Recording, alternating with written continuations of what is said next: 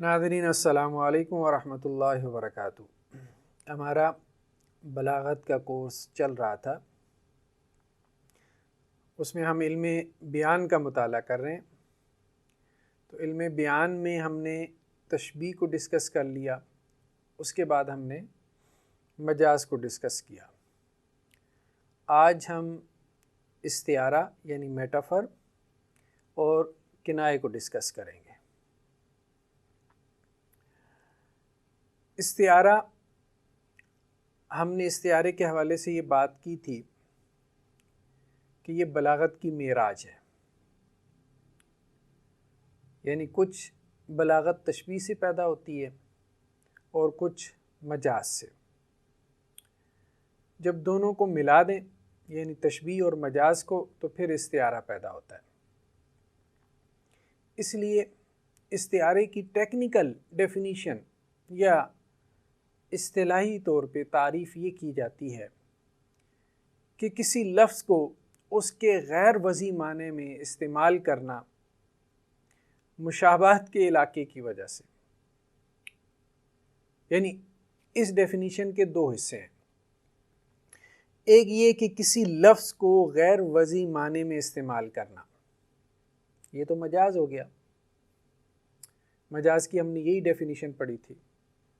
اور دوسرا یہ کہ مشابہت کے علاقے کی وجہ سے، مشابہت کے سبب سے یہ تشبیہ ہو گئی۔ دیکھیں، مجاز میں اور استعارے میں فرق کیا ہے کہ مجاز میں کسی لفظ کو غیر وضعی معنی میں استعمال کیا جاتا ہے، لیکن جو علاقہ ہوتا ہے، جو نسبت ہوتی ہے، وہ علاقہ، وہ نسبت، وہ ریلیشن جس کی وجہ سے ہم لفظ کو اس کے حقیقی معنی کے بجائے، لٹرل میننگ کے بجائے اس کے فگریٹو میننگ میں لے کے جا رہے ہیں، تو مجاز میں وہ نسبت، وہ ریلیشن، وہ تشبیہ کا نہیں ہوتا۔ یعنی ہم کہتے ہیں وہاں علاقہ جو ہے وہ غیر مشابہت کا ہوتا ہے، غیر تشبیہ کا ہوتا ہے، تشبیہ کا نہیں ہوتا۔ جب وہ علاقہ تشبیہ کا نہیں ہوتا تو پھر کس چیز کا ہوتا ہے؟ وہ ہم نے پھر تفصیل سے مجاز میں پڑھے ہیں لاسٹ لیکچر میں، کہ وہ علاقے کون کون سے ہیں۔ سببیت اور مسببیت کا، کلیت اور جزئیت کا، حالیت اور محلیت کا، اعتبار ما کان، اعتبار ما یکون، وہ لاسٹ لیکچر آپ اپنے ذہن میں لے آئیں۔ لیکن استعارے میں یہ ہے کہ ایک لفظ کو آپ نے اس کے غیر وضعی معنی میں استعمال کیا، اس کے مجازی معنی میں استعمال کیا، فگریٹو میننگ میں استعمال کیا، لیکن کس سبب سے؟ تشبیہ کے سبب سے، تشبیہ کے ساتھ، مشابہت کے علاقے کی وجہ سے۔ تو یہ استعارہ ہے۔ آپ اسکرین پہ دیکھ سکتے ہیں کہ جس طرح تشبیہ میں کچھ چیزیں تھیں، اسی طرح استعارے میں بھی کچھ چیزیں ہیں جنہیں ہم ارکان استعارہ کہہ سکتے ہیں، جیسا کہ ہم نے تشبیہ میں انہیں ارکان تشبیہ کہا تھا۔ سب سے پہلے کیا ہے؟ مستعار لہو، یعنی جس کے لیے استعارہ لیا گیا ہے وہ مستعار لہو ہے۔ آسان الفاظ میں ہم اس کو مشبہ بھی کہتے ہیں، یعنی تشبیہ میں ہم اس کو مشبہ کہتے تھے، جس کے لیے تشبیہ ہے۔ تو مستعار لہو، جس کے لیے استعارہ ہے۔ دوسرا کیا ہے؟ مستعار منہ، جس سے استعارہ لیا گیا ہے۔ اور تشبیہ میں ہم اس کو کہتے تھے مشبہ بھی، جس سے تشبیہ لی گئی ہے۔ اور تیسری چیز کیا ہے؟ وجہ جامع، جس کو ہم نے تشبیہ میں کہا تھا وجہ شبہ، یعنی پوائنٹ آف ریزمبلنس۔ تو وجہ جامع وہ کامن کریکٹرسٹک ہے جس وجہ سے آپ استعارہ لے رہے ہیں۔ اور چوتھا کیا ہے؟ لفظ مستعار، وہ لفظ کہ جس کو بطور استعارہ استعمال کیا جا رہا ہے۔ جیسا کہ تشبیہ میں ہم نے کہا تھا کہ ادات تشبیہ ہوتے ہیں، حروف تشبیہ ہوتے ہیں، جیسے عربی میں کاف ہے، مثل ہے، اردو میں مانند ہے، انگریزی میں لائک ہے، ایز ہے. تو یہ استعارہ ہے. یعنی استعارے کے 4 پلرز ہیں.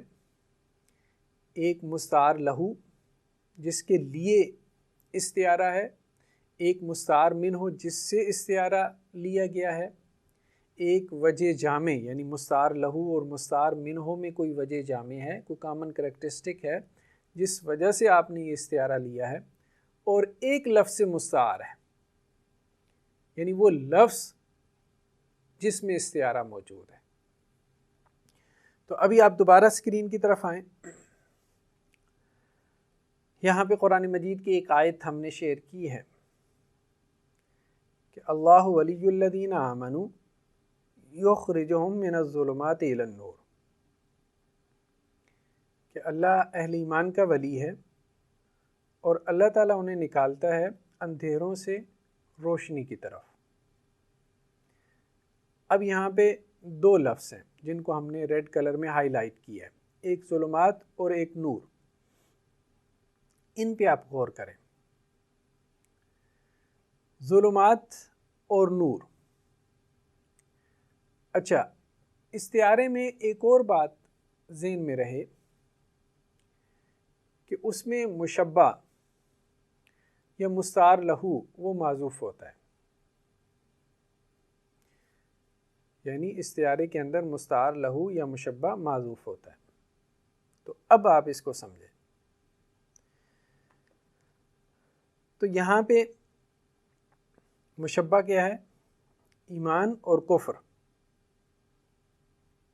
ایمان اور کفر کو تشبیہ دی گئی ہے نور اور ظلمات سے. اب ایمان اور کفر یہاں پہ معذوف ہے، مشبہ یہاں پہ معذوف ہے.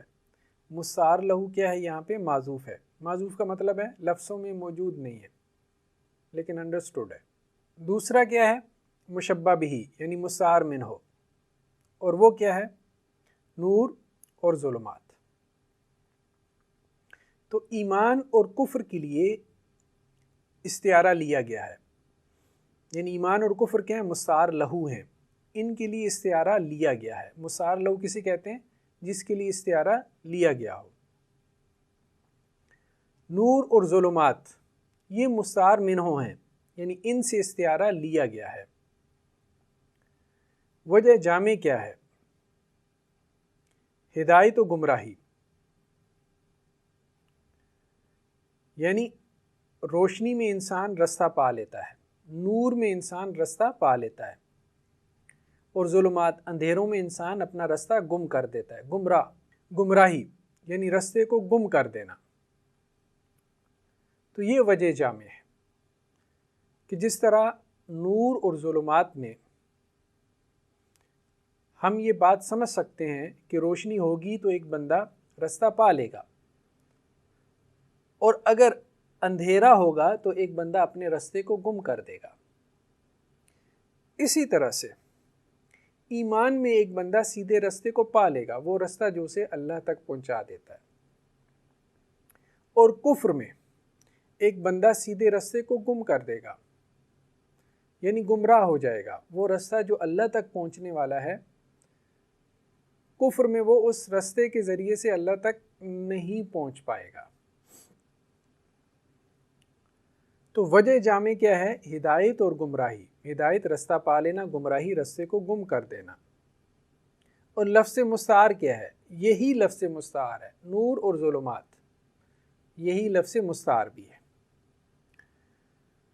تو اب مستعار لہو ایمان اور کفر ہے، یعنی ان کے لیے استعارہ لیا گیا ہے اور یہ معذوف ہے، یعنی لفظوں میں موجود نہیں ہے. یہاں پہ نور سے مراد ایمان ہے اور ظلمات سے مراد کفر ہے. اب نور واحد آیا ہے کیونکہ ایمان ایک ہے، ہدایت کا رستہ ایک ہی ہے. ظلمات کا صیغہ جمع کا ہے. کیونکہ گمراہیاں بہت سی ہیں. تو ایمان اور کفر ان کے لیے استعارہ لیا گیا ہے اور یہ معذوف ہیں، عبارت میں موجود نہیں ہے. کن سے استعارہ لیا گیا ہے؟ نور اور ظلمات سے، نور اور ظلمت سے. کہ ایمان کو نور کہا گیا اور کفر کو ظلمات کہا گیا، اور وجہ جامع ہم نے بتا دی کہ رستہ پا لینا یا رستہ گم کر دینا، اور لفظ مستعار یہی ہے، نور اور ظلمات۔ اب بلاغت کیا پیدا ہوئی؟ مطلب ہم نے کہا تھا نا کہ ہم نے یہ دیکھنا ہے کہ بلاغت کب اور کیسے پیدا ہوتی ہے، یہ اہم چیز ہے۔ تو دیکھیں، اللہ ولی الذین آمنوا، اللہ اہل ایمان کا سرپرست ہے، ولی ہے، یخرجہم من الظلمات الی النور، اللہ تعالیٰ انہیں نکالتا ہے اندھیروں سے روشنی کی طرف۔ اگر یہاں پہ کہا جاتا کہ اللہ تعالیٰ انہیں نکالتا ہے من الکفر الی الایمان، کفر سے ایمان کی طرف، تو اب یہ ایک سادہ بات ہو جاتی، یعنی اللہ تعالیٰ جو ہے وہ اہل ایمان کو کفر سے ایمان کی طرف لے آتا ہے، یہ اللہ کی ان کے اوپر مہربانی ہے۔ لیکن جب یہ کہا گیا کہ اندھیروں سے روشنی کی طرف لے آتا ہے، تو اب اس میں بلاغت پیدا ہو گئی۔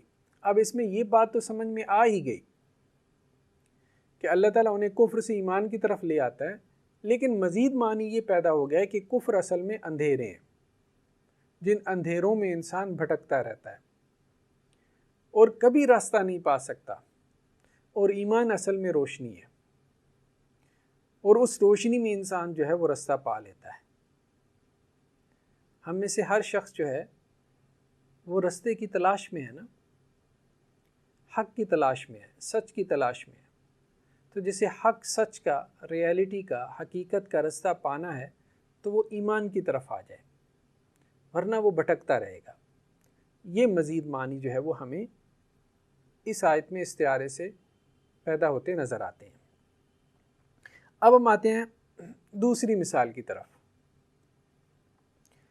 واشتعل الرأس شیبا۔ یہ حضرت زکریا علیہ السلام کی دعا ہے کہ جب انہوں نے اللہ سے بیٹا مانگا، اللہ سے دعا کی، تو ساتھ میں یہ بھی کہا کہ اللہ سبحانہ و تعالیٰ میں بہت بوڑھا ہو گیا ہوں۔ اب اپنے بڑھاپے کو انہوں نے کیسے بیان کیا کہ واشتعل الرأس شیبا۔ اشتعال کا مطلب ہوتا ہے بھڑکنا، کہ سر بھڑک اٹھا ہے، شیبہ با اعتبار سفیدی کے، شیب سفیدی کو کہتے ہیں، بالوں کی سفیدی کو۔ تو یعنی بالوں میں اتنی سفیدی آ چکی ہے کہ میرا سر جو ہے گویا اس سفیدی کی وجہ سے بھڑک رہا ہے۔ اب اس میں کیا استعارہ ہے؟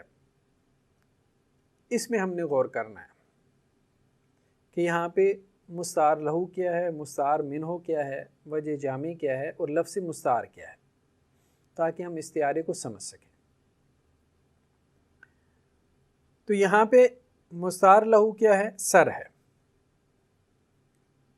یعنی جس کے لیے استعارہ لیا گیا ہے وہ لفظ راس ہے، سر، جس کو ہم نے ریڈ کلر میں ہائی لائٹ کیا ہے۔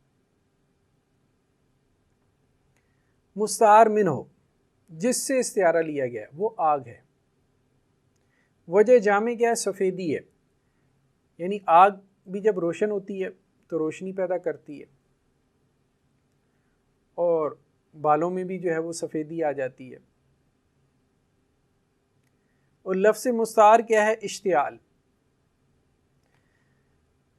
کہ واشتعل الرأس شیبا، یعنی جیسے آگ جب بھڑکتی ہے، جتنی زیادہ آگ بھڑکے گی اتنی زیادہ روشنی ہوگی، تو گویا میرا سر بھی آگ کی طرح بھڑکا ہے اور اس نے میرے بالوں کو سفید کر دیا ہے۔ تو گویا یہ استعارہ ہے۔ ایک تو یہ تھا کہ صرف یہ بات کر دی جاتی کہ میرے بال جو ہے وہ سفید ہو گئے، اور ایک یہ ہے کہ استعارہ سے، استعارے کے انداز میں یہاں پر گفتگو کی گئی ہے اور معنی میں بلاغت پیدا کی گئی ہے۔ تو اب یہاں پہ جو مشبہ ہے مستعار لہو، وہ لفظوں میں موجود ہے، اور جو مستعار منہ ہے، مشبہ بھی ہے، وہ کیا ہے؟ وہ معذوف ہے۔ تو استعارے میں کبھی مشبہ معذوف ہو جاتا ہے اور کبھی مشبہ بھی معذوف ہو جاتا ہے۔ یہ بات واضح رہے کہ تشبیہ میں بھی بعض اوقات مشبہ معذوف ہو جاتا ہے، تشبیہ بلیغ میں مشبہ بعض اوقات معذوف کر دیا جاتا ہے، لیکن وہاں پہ مع حذف نیت تقدیر ہوتا ہے، یعنی وہاں پہ جو حذف ہوتا ہے وہ نیت تقدیر کے ساتھ ہوتا ہے۔ اس کا مطلب کیا ہے؟ اس کا مطلب یہ ہے کہ جو متکلم ہوتا ہے اس کی نیت یہی ہوتی ہے کہ یہاں پہ مشبہ کو معذوف سمجھا جائے، یعنی وہ وہاں پہ انڈرسٹوڈ ہوتا ہے۔ لیکن استعارے میں جب مشبہ کو معذوف کیا جاتا ہے تو وہاں اہل بلاغت کہتے ہیں ما نسیان المعذوف ہوتا ہے۔ اس کا مطلب کیا ہے؟ اس کا مطلب یہ ہے کہ وہاں پہ اس کو بھلا دینا مقصود ہوتا ہے کہ مشبہ کو معذوف اس لیے کیا گیا اس کو بھلا دے، لیکن تشبیہ بلیغ میں مشبہ کو اس لیے معذوف کیا گیا کہ آپ اس کو انڈرسٹوڈ سمجھیں۔ تو یہ فرق ہے تشبیہ بلیغ میں مشبہ کو معذوف کرنے کا اور استعارے میں مشبہ کو معذوف کرنے کا، یعنی دونوں میں ایک باریک سا فرق ہے۔ یہ درمیان میں ویسی بات آ گئی۔ تو استعارے میں ہم یہ بات کر رہے تھے کہ کبھی مشبہ معذوف ہو جاتا ہے اور کبھی مشبہ بھی معذوف ہو جاتا ہے، اور جب استعارے میں مشبہ معذوف ہو جاتا ہے تو پھر کبھی کبھار تشبیہ بلیغ میں بھی مشبہ معذوف ہوتا ہے، تو دونوں میں کیا فرق ہے اس پہ ہم نے کچھ گفتگو کر دی۔ اب اسی طرح ایک اور مثال ہم دیکھتے ہیں، سمم بکمن عمیون، کہ وہ بہرے ہیں، گونگے ہیں، اندھے ہیں۔ اب کن کی بات ہو رہی ہے؟ منافقین کی بات ہو رہی ہے۔ ہم یہاں پہ معذوف ہے، جو منافقین کی طرف ضمیر لوٹ رہی ہے، کیونکہ پیچھے منافقین کا تذکرہ ہے۔ یہ سورہ بقرہ ہے نا، شروع کے اس کے مضامین ہیں، دوسرا رکوع چل رہا ہے، تو یہاں پہ مستعار لہو منافقین ہے، مشبہ کون ہے؟ منافقین ہے، اور مشبہ بھی یعنی مستعار منہ کیا ہے؟ اندھے، بہرے اور گونگے۔ اور وجہ جامع کیا ہوگی؟ ظاہری بات ہے کہ منافقین بھی اندھے، بہرے اور گونگے بنے ہوئے تھے۔ قرآن مجید کو اللہ کے رسول صلی اللہ علیہ وسلم کے پیغام کو حاصل کرنے کے اعتبار سے، یعنی جو کہ حقیقت ہے، جو کہ ریالٹی ہے، جو کہ سچ ہے، اس کے اعتبار سے۔ اور لفظ مستعار کیا ہے؟ یہی الفاظ ہیں، سم بکم عمی، یہی الفاظ ہیں جن کو مستعار لیا گیا۔ خیر بہرحال ہم آگے چلتے ہیں۔ اگلی جو ہماری بحث ہے وہ ہے استعارے کی اقسام، ٹائپس آف میٹافر۔ ویسے تو اس کی بہت سی قسمیں کی جاتی ہیں، لیکن ابھی ہم بس موٹا موٹا اس کو سمجھنے کے لیے اس کی چند ایک اقسام کو ذکر کریں گے۔ تو استعارے کی کئی اعتبارات سے تقسیمات کی گئی ہیں، اس کو کیٹیگرائز کیا گیا ہے۔ ایک تو مستعار منہ کے اعتبار سے، اور ایک لفظ مستعار کے اعتبار سے۔ تو مستعار منہ کے اعتبار سے استعارے کی جو قسمیں کی گئی ہیں وہ کیا ہیں کہ استعارہ تصریحیہ ہوتا ہے یا استعارہ مکنیہ ہوتا ہے۔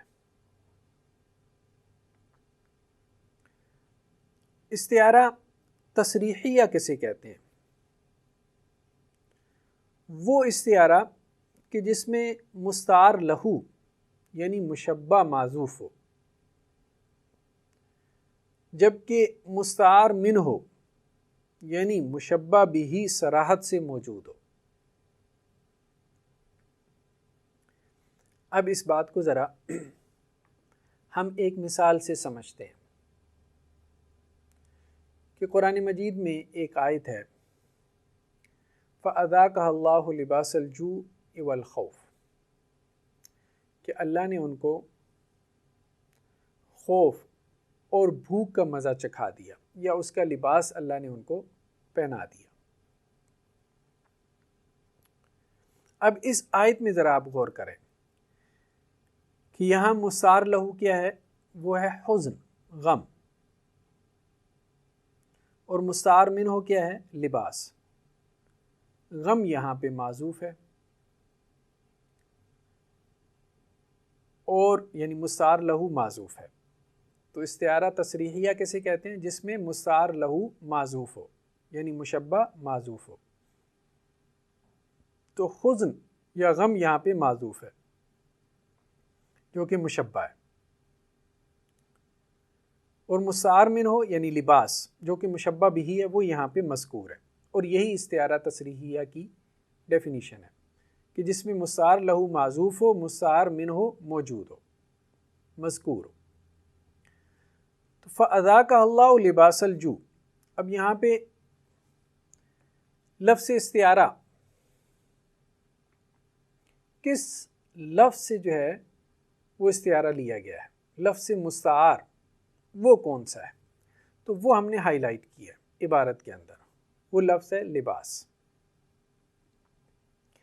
اب دیکھیں فَأَذَاقَهَا اللَّهُ، اللہ نے چکھا دیا ان کو لباس الجوع، بھوک، والخوف، اور خوف کا لباس۔ اب ظاہری بات ہے بھوک اور خوف کا لباس تو نہیں ہوتا،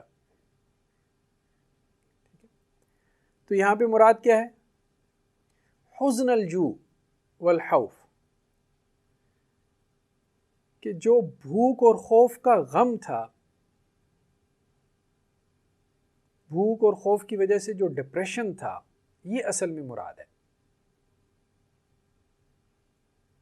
کہ اللہ نے ان کے اوپر بھوک اور خوف کا ڈپریشن طاری کر دیا۔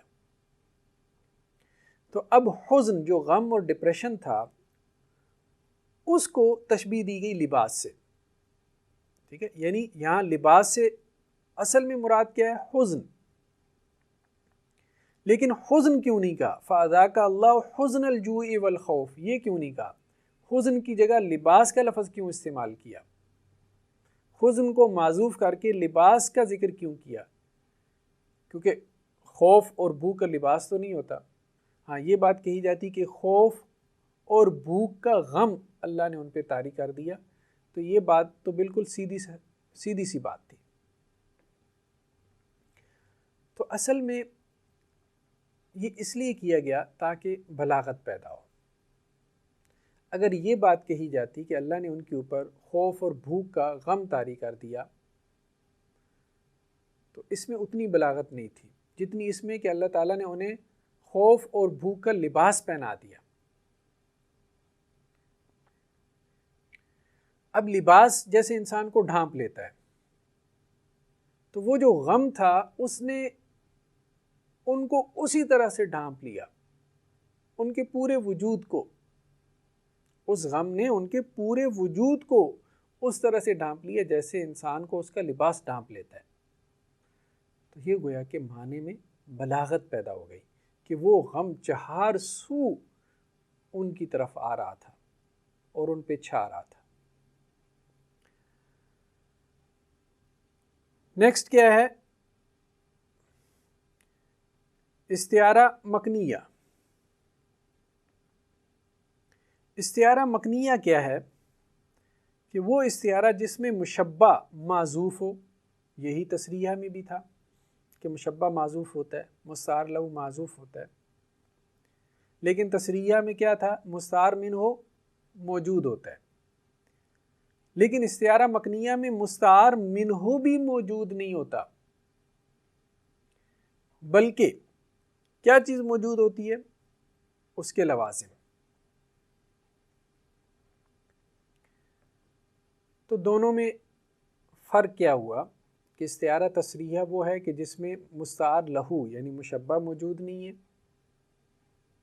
لیکن مستعار منہ یعنی مشبہ بھی موجود ہے۔ اور استعارہ مکنیہ کیا ہے کہ جس میں مستعار لہو یعنی مشبہ موجود نہیں ہے، لیکن مستعار منہ یعنی مشبہ بھی اس کے لوازم موجود ہیں، وہ خود موجود نہیں ہے، اس کے لوازم موجود ہیں۔ اب اس کو ہم قرآن کی مثال سے سمجھتے ہیں۔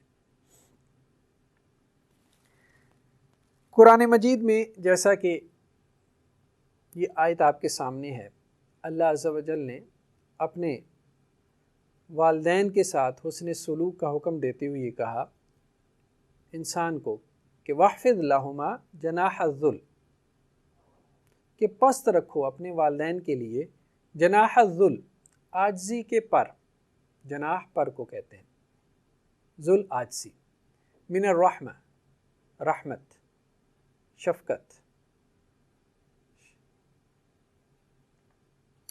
اب یہاں پہ دیکھیے کہ مستعار لہو کیا ہے، مشبہ کیا ہے؟ مشبہ ہے عاجزی، یعنی عاجزی کا حکم اللہ تعالیٰ دینا چاہتے ہیں، ہمبلنس کا، اپنے والدین کے سامنے عاجزی اختیار کرو، بچھے چلے جاؤ۔ عاجزی سے مراد کیا ہے؟ بچھے چلے جاؤ، یہ معذوف ہے۔ اور مشبہ بھی یعنی مستعار منہ وہ کیا ہے؟ وہ پرندہ ہے، جس سے استعارہ لیا گیا ہے وہ کیا ہے؟ وہ پرندہ ہے۔ تو پرندے کا بھی ذکر نہیں ہے، بلکہ پرندے کے لوازم کا ذکر ہے۔ اور پرندے کا لازم کیا ہے؟ کہ پرندے کے لوازمات کیا ہیں؟ پر۔ جب بھی آپ پر بولیں گے تو آپ کے ذہن میں پرندے کا تصور آ جائے گا۔ تو پر بہرحال پرندہ نہیں ہے، پر ہے، پرندہ پرندہ ہے۔ تو پرندے کا ذکر نہیں ہے، مستعار منہ کا ذکر نہیں ہے، مشبہ بھی کا ذکر نہیں ہے، لیکن اس کے لوازم کا ذکر ہے، یعنی پر کا ذکر ہے۔ تو یہ استعارہ مکنیہ ہے۔ اب اس میں اصل بات یہ ہے کہ بلاغت کیسے پیدا ہوئی، یہ نوٹ کرنے والی بات ہے۔ تو اب دیکھیں، ایک تو سیدھے سے حکم دے دیا جاتا کہ اپنے والدین کے سامنے عاجزی اختیار کرو، لیکن دوسری طرف یہ استعارہ استعمال کیا گیا، پرندے کو مستعار منہ بنایا گیا عاجزی کے لیے۔ اب اس سے انسان کا ذہن اس طرف جاتا ہے، ہر بندے کا جیسے مشاہدہ ہوتا ہے، لیکن عام طور پہ ہمارا یہ مشاہدہ ہے، تو اس لیے میں یہ چیز بطور مثال ذکر کر رہا ہوں کہ جیسے مرغی ہے، اپنے چوزوں کے لیے اپنے پر جو ہے وہ پھیلا دیتی ہے کہ ان کو اپنے وجود میں سمیٹ لے۔ اور مرغی کے یہ جو پر پھیلانا ہوتا ہے یہ اپنے بچوں پہ شفقت کی وجہ سے ہوتا ہے، ان کے ساتھ تعلق کی وجہ سے ہوتا ہے۔ تو یہاں پہ استعارے سے یہ بلاغت پیدا کی جا رہی ہے کہ جیسے تم پرندوں کو دیکھتے ہو کہ وہ کس طرح اپنے بچوں کے لیے اپنے پر پھیلاتے ہیں، ہر خوف سے، ہر گھبراہٹ سے ان کو آرام دینے کے لیے، ان کو امن میں لانے کے لیے، ان کو سکون دینے کے لیے وہ اپنے وجود میں، اپنے پروں میں سمیٹ لیتے ہیں۔ تو اسی طرح اپنے والدین کا کرو، تمہیں ہر وقت اپنے والدین کے سامنے یوں اپنے پروں یعنی اپنے بازوؤں کو پھیلا کے کھڑا ہونا چاہیے کہ جب بھی تم دیکھو کہ وہ کسی غم اور پریشانی کی وجہ سے ٹوٹ رہے ہیں تو انہیں اپنے وجود میں سمیٹ لو۔ آسان الفاظ میں ہم یوں بھی کہہ سکتے ہیں، بھئی کبھی کبھار اپنے والدین کو گلے لگا لیا کرو، جب ان کو پریشان دیکھو یا خوف میں یا گھبراہٹ میں دیکھو، انسان ہے، اس کے اوپر مختلف کیفیات آتی رہتی ہیں، تو انہیں گلے لگا لیا، ان کے ساتھ اپنے تعلق کا اظہار کر لیا، عاجزی کے ساتھ، انکساری کے ساتھ، کبھی ان کے جو ہے وہ پاؤں دبا دیے. تو والدین کے سامنے عاجزی اور انکساری کا اظہار کرنا. اور یہ عاجزی اور انکساری بھی کیسی ہونی چاہیے؟ آگے قرآن مجید نے ایک لفظ استعمال کیا، وہ بہت اہم ہے. وہ لفظ کیا ہے؟ من الرحمہ. یعنی دکھاوے کی عاجزی نہ ہو، تمہارے دل میں ان کے لیے نرمی ہو، شفقت ہو. یعنی عاجزی کا اظہار کرنا ہے لیکن دل کی کیفیت کے ساتھ کرنا ہے، رحمت کے ساتھ، شفقت کے ساتھ کرنا ہے. جیسا کہ ایک پرندہ جو ہے اپنے بچوں کے لیے جب عاجزی کا اظہار کرتا ہے تو صرف ظاہر سے نہیں کرتا، اپنے باطن سے بھی کرتا ہے. تو یہ اس کے اندر جو ہے وہ بلاغت پیدا ہوئی. یہ تو تھا استعارہ مستعار منہ کے اعتبار سے، اس کی تقسیم کہ مستعار منہ کے اعتبار سے کبھی وہ تصریحیہ ہوتا ہے، کبھی مکنیہ ہوتا ہے. یعنی اگر مستعار منہ لفظوں میں موجود ہو تو ہم اس کو استعارہ تصریحیہ کہتے ہیں، اور اگر مستعار منہ لفظوں میں موجود نہ ہو بلکہ اس کے لوازم موجود ہوں، جیسے پرندے کی جگہ پر کا ذکر ہو، تو ہم اس کو استعارہ مکنیہ کہتے ہیں. نیکسٹ کیا ہے؟ لفظ مستعار کے اعتبار سے استعارے کی قسمیں. تو اس اعتبار سے استعارے کی دو قسمیں ہیں، اصلیہ اور طبعیہ. استعارہ اصلیہ کیا ہے؟ کہ اگر لفظ مستعار اس میں جامد ہو یا اس میں مصدر ہو تو اس کو ہم استعارہ اصلیہ کہتے ہیں. اور اگر لفظ مستعار یعنی جس لفظ سے استعارہ لیا جا رہا ہے اگر وہ فعل ہو یا اس میں مشتق ہو یا کوئی حرف ہو تو اس کو ہم استعارہ طبعیہ کہتے ہیں. تو یہ مستعار ایک تو منہ کے اعتبار سے استعارے کی دو قسمیں ہیں، اور ایک لفظ مستعار کے اعتبار سے استعارے کی دو قسمیں ہیں. تو لفظ مستعار کے اعتبار سے کیا ہے؟ اصلیہ اور طبعیہ. تو استعارہ اصلیہ کیا ہے؟ جس میں لفظ مستعار کوئی اس میں جامد ہو یا اس میں مصدر ہو. جیسے اس کی مثال فی قلوبہم مرض، ان کے دلوں میں کیا ہے؟ مرض ہے. یہ اللہ نے منافقین کے بارے میں کہا. اب یہاں پہ مستعار لہو یعنی مشبہ کیا ہے؟ نفاق. مستعار لہو مشبہ نفاق ہے، اور وہ کیا ہے؟ معذوف ہے. مشبہ معذوف ہے، نفاق کیا ہے؟ معذوف ہے. مستعار منہ یعنی جس سے استعارہ لیا گیا یا مشبہ بھی، وہ کیا ہے؟ مرض. یعنی نفاق کو تشبیہ دی گئی ہے نا مرض سے. استعارے میں بھی تشبیہ ہوتی ہے نا، لیکن ساتھ میں مجاز بھی ہوتا ہے. تو یہاں تشبیہ بھی ہے کہ نفاق کو مرض سے تشبیہ بھی دی جا رہی ہے، اور مرض سے مراد جو ہے وہ نفاق لیا جا رہا ہے. تو یہ مجاز ہے، کیونکہ مرض کا حقیقی معنی مرض ہے اور مرض کا مجازی معنی کیا ہے؟ نفاق ہے. کیونکہ مرض بھی بیماری ہے اور نفاق بھی بیماری ہے. تو فی قلوبہم مرض، ان کے دلوں میں کیا ہے؟ مرض ہے. اب یہ جو لفظ مرض ہے یہ اس میں جامد ہے. تو یہ استعارہ کون سا ہوا؟ یہ استعارہ اصلیہ ہوا، کیونکہ لفظ مستعار کیا ہے؟ وہ مرض ہے. تو یہ تھا لفظ مستعار. لفظ مستعار کے اعتبار سے استعارے کی قسمیں اصلیہ، اور پھر اس کے بعد دوسری کیا ہے؟ طبعیہ. طبعیہ میں جیسے یہ مثال ہمارے سامنے قرآن مجید سے وَلَأُصَلِّبَنَّكُمْ فِي جُذُوعِ النَّخْلِ، یہ اصل میں فرعون نے کہا تھا جب جادوگر جو ہے وہ حضرت موسیٰ علیہ السلام پہ ایمان لے آئے، یعنی انہیں شکست ہو گئی حضرت موسیٰ علیہ السلام کے مقابلے میں، بلکہ شکست فاش ہوئی، اور انہوں نے سمجھ لیا کہ حضرت موسیٰ نے جو دکھایا وہ جادو نہیں ہے، وہ تو کوئی معجزہ ہے جو نبی دکھا سکتا ہے، تو وہ سب سجدے میں گر پڑے اور ایمان لے آئے۔ تو اب فرعون کو غصہ آیا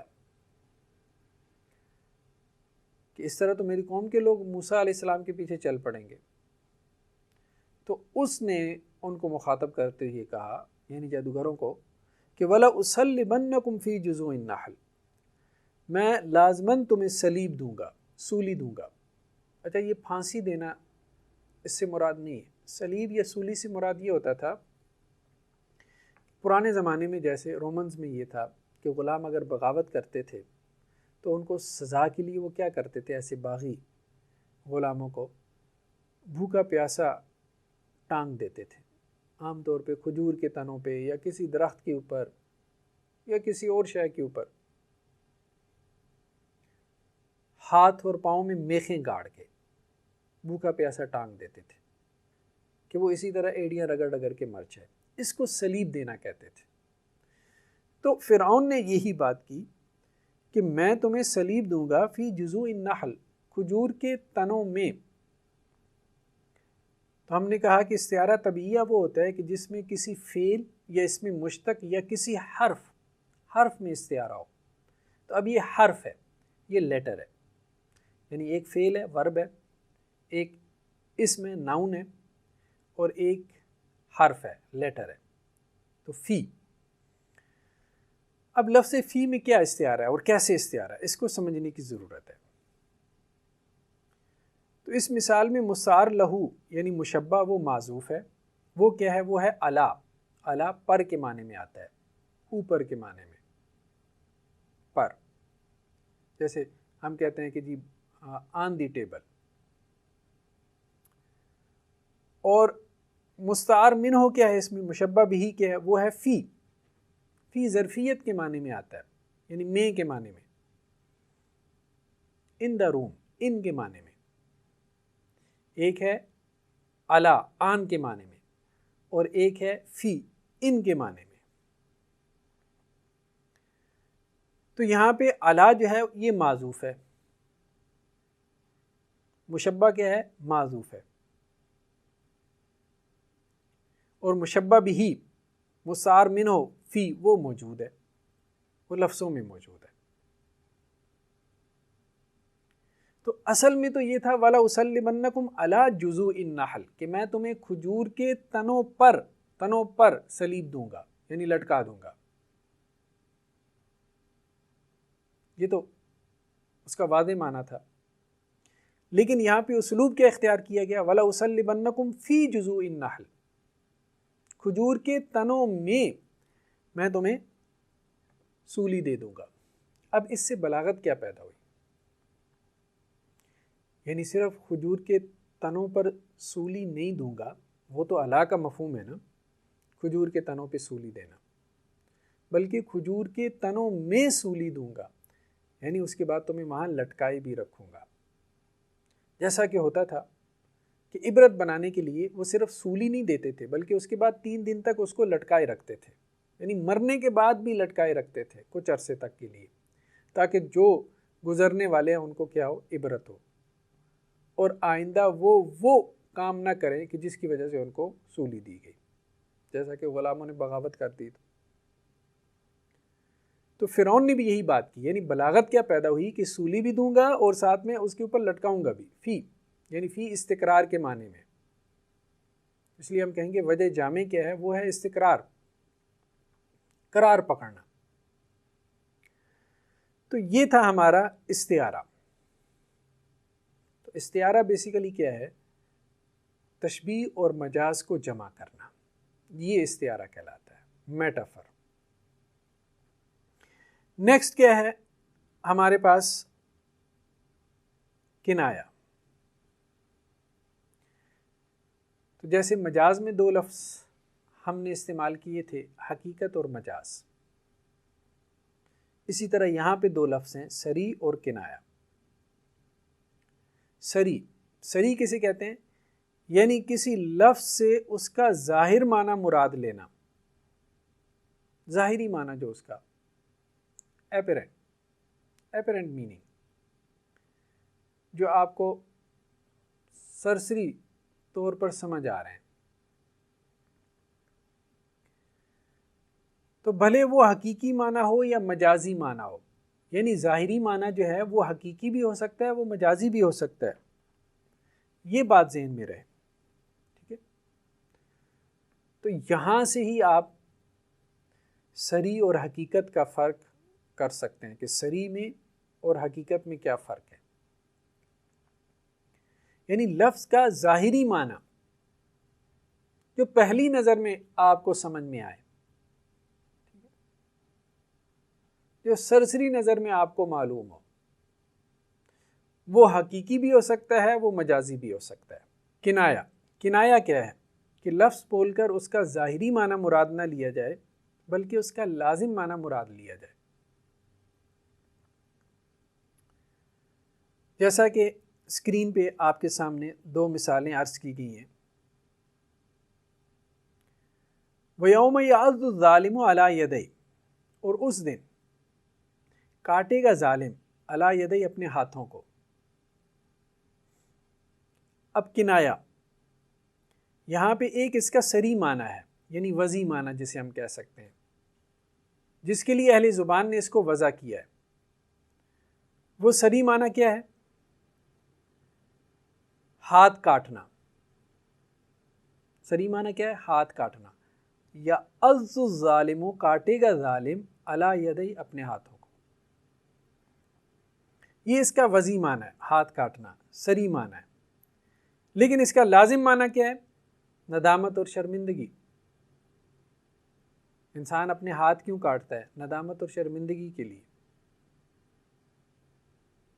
اظہار ندامت کے لیے۔ تو یہاں پہ دو چیزیں ہو گئی، ایک ظاہری معنی اور ایک اس کا لازم معنی۔ اب کنائے میں اور مجاز میں کیا فرق ہے؟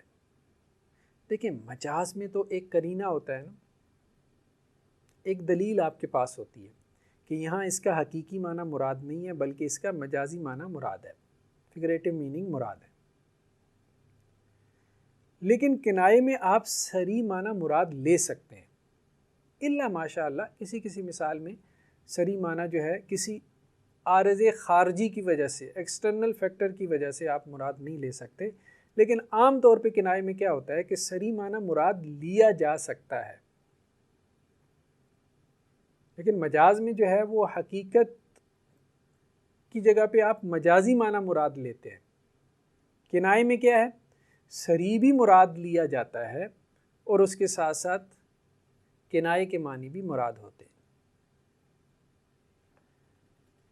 جیسا کہ آپ اسی مثال میں دیکھ لیں کہ اس کا صریح معنی کیا ہے؟ ہاتھ کاٹنا۔ اب صریح معنی مراد ہے، مراد لیا جا سکتا ہے کہ وہ اپنے ہاتھ کاٹیں گے، اور لازم معنی تو مراد ہے ہی ہے، ندامت اور شرمندگی کا اظہار کریں گے۔ اسی طرح قرآن مجید میں ایک اور مثال ہے، ہاتھ ملنا۔ فَأَصْبَحَ يُقَلِّبُ كَفَّيْهِ عَلَىٰ مَا أَنفَقَ فِيهِ، اور وہ اپنی ہتھیلیوں کو ملتا رہ گیا اس پر جو اس نے خرچ کیا تھا۔ یقلب کفی، قلب یقلب تقلیب یعنی الٹ پلٹ کرنا، کفی اپنے دونوں ہتھیلیوں کو، مطلب ہاتھ ملنا جسے ہم کہتے ہیں۔ تو ہاتھ ملنا یہ اس کا صریح معنی ہے، اور اس کا کنائے کے معنی کیا ہے؟ حسرت و یاس، حسرت کا اظہار۔ تو اب یہاں صریح معنی بھی مراد ہو سکتا ہے کہ وہ واقعتاً میں اپنے ہاتھ ملتا رہ گیا، کیونکہ انسان حسرت و یاس میں اپنے ہاتھ ملتا ہے، جیسا کہ ندامت و شرمندگی میں اپنے ہاتھ کاٹتا ہے۔ تو یہاں صریح معنی بھی مراد ہو سکتے ہیں، لیکن اصلاً مراد کیا ہے؟ وہ کنائے کے معنی ہے۔ اظہار حسرت کا اظہار کرے گا اور نا امیدی کا اظہار کرے گا۔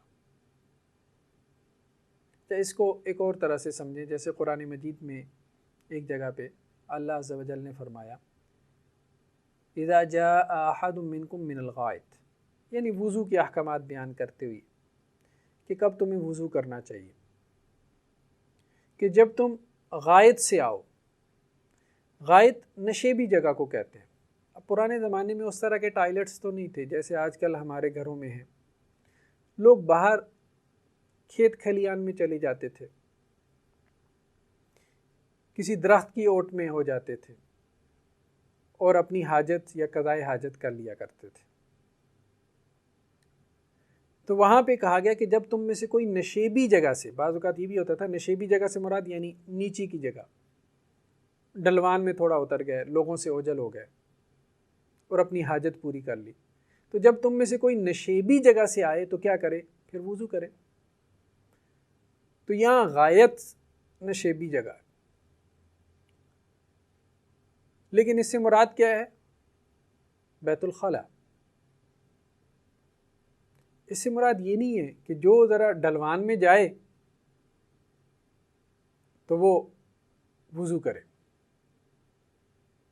یہ مراد نہیں ہے کہ نچلی جگہ پہ جانے کی وجہ سے اس کو وضو کرنا ہوگا، یہ مراد نہیں ہے، بلکہ مراد یہ ہے قضائے حاجت۔ تو غائط سے مراد بیت الخلا، یعنی جس نے قضائے حاجت کی ہو، پیشاب اور پخانہ کیا ہو، تو وہ کیا کرے؟ وہ پھر وضو کرے۔ تو یہ غائط جو ہے، لفظ غائط یہ کنایا ہے، یعنی لفظ بول کے اس کا لازم معنی مراد لیا گیا ہے۔ نشیبی جگہ میں جانے کا لازم معنی کیا ہے؟ کہ قضائے حاجت کے لیے جایا کرتے تھے لوگ نشیبی جگہ میں، لوگوں سے چھپنے کے لیے۔ لیکن یہاں پہ اس کا صریح معنی بھی مراد ہے، مقصود لازم معنی ہے۔ مقصود کیا ہے؟ لازم معنی ہے۔ وہ لازم معنی کیا ہے؟ کہ نشیبی جگہ میں جا کے قضائے حاجت کرنا، یعنی قضائے حاجت مقصود لازم معنی ہے۔ لیکن صریح معنی بھی مراد ہے کہ نشیبی جگہ سے کوئی آئے تو نشیبی جگہ ہی مراد ہے، کیونکہ عام طور پہ نشیبی جگہ کو ہی بیت الخلا بنایا جاتا تھا۔ تو مجاز میں اور کنائے میں یہی فرق ہے کہ مجاز میں حقیقت کی جگہ مجازی معنی مراد ہوتا ہے، جیسے انی ارانی آصر خمرہ، حضرت یوسف علیہ السلام سے ان کے جیل کے ساتھی نے کہا تھا کہ میں اپنے آپ کو خواب میں دیکھ رہا ہوں کہ میں نچوڑ رہا ہوں شراب۔ اب یہاں خمر سے مراد شراب نہیں ہو سکتی بلکہ انگور، یعنی خمر سے مراد اس کا حقیقی معنی نہیں ہے بلکہ اس کا مجازی معنی ہے، اور اس کا مجازی معنی کیا ہے؟ انگور۔ تو مجاز میں جیسا کہ خمر میں حقیقی معنی کے بجائے مجازی معنی مراد ہوگا، یعنی انگور، کیونکہ شراب تو وہ نچوڑ نہیں سکتا، انگور ہی نچوڑے گا۔ لیکن کنائے میں یعنی لفظ غائط میں صریح معنی مراد ہو سکتا ہے بلکہ ہوتا ہے، نشیبی جگہ مراد ہے، لیکن اصل مقصود لازم معنی ہے، اور وہ کیا ہے؟ قضائے حاجت کرنا، کیونکہ وضو کا حکم جو ہے وہ قضائے حاجت پر ہے، صرف نشیبی جگہ میں جانے پر نہیں۔ تو یہ بات واضح ہے کہ اصل المقصود اس میں اگرچہ صریح معنی مراد ہو سکتا ہے، لیکن اصل المقصود کنائے میں وہی معنی ہوتا ہے جو کنائے سے پیدا ہو رہا ہوتا ہے، یعنی لازم معنی مراد ہوتا ہے۔ بہرحال یہ ہماری استعارے اور کنائے کی بات تھی۔ تو علم بیان کے یہی بڑے بڑے موضوعات ہیں، یعنی تشبیہ، سمیلی، پھر اس کے بعد ہم نے مجاز کو ڈسکس کیا، یعنی ٹراپ یا فگریشن، اس کے بعد ہم نے استعارے کو ڈسکس کیا یعنی میٹافر کو، اور اس کے بعد ہم نے کنائے کو۔ تو یہ 4 بڑے بڑے ٹولز ہیں جو اپنی قوت بیان کو بہتر بنانے کے لیے استعمال ہوتے ہیں۔ تو بس آج کا ہمارا یہ لیکچر جو ہے، یعنی چوتھا لیکچر تھا علم بیان پہ، یہ اپنے اختتام کو پہنچا، اور علم بیان کا ہم نے ایک اوور ویو لے لیا ہے۔ اب نیکسٹ لیکچر میں ہم علم معانی کو شروع کریں گے انشاءاللہ عز و جل۔ آج بس گلے میں کچھ خراش تھی، بلکہ 2 دن سے